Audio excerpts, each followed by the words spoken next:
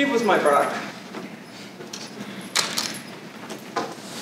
He was loving, dedicated, hardworking, hilarious, quick-witted, intelligent, kind, giving, ambitious. Most of all, he was a caregiver to his father. He was my best friend and the core of my strength. Steve was the most dedicated father I know. His children were the world to him and his reason for living. He was his brother's role model and best friend.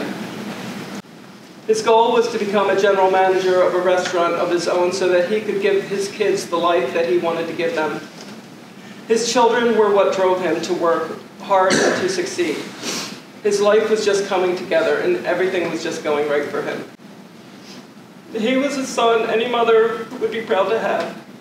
He was a father who loved his kids more than life itself. He was a brother and a role model. He was an uncle, he was a nephew, he was a co-worker, he was a cousin, and why am I saying was? This cowardly, disgusting act of violence that was carried out by William Wood was totally despicable and unnecessary.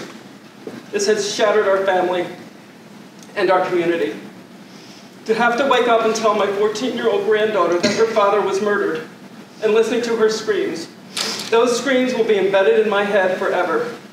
To call my son Chris, who left for a one-year deployment 3 weeks prior, to tell him his role model was brutally murdered, is the most heart-wrenching task a mother can do. Chris came back for 2 weeks, but still chose to go fight for his country. This is what a man does. This is what a man does for his family and his country. I'm so proud of him, but I can't even put into words the feeling of having one son deploy and the other being brutally murdered at the same time. I have only 2 boys.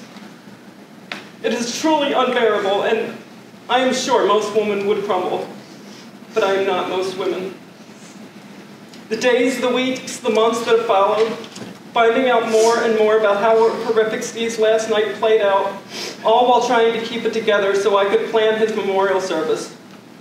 Take care of the house that he and Christopher rented, his car, the lawyers, the paperwork, the phone calls, the workman's comp, the becoming the custodial parent to his children, still needing to work and care for my husband.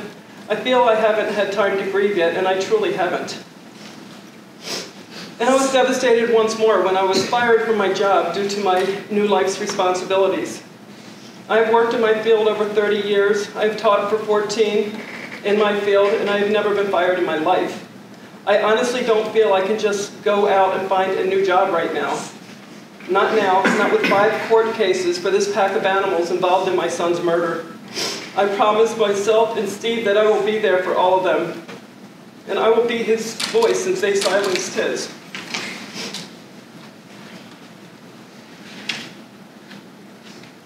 Two beautiful, innocent lives were taken in the most horrific way.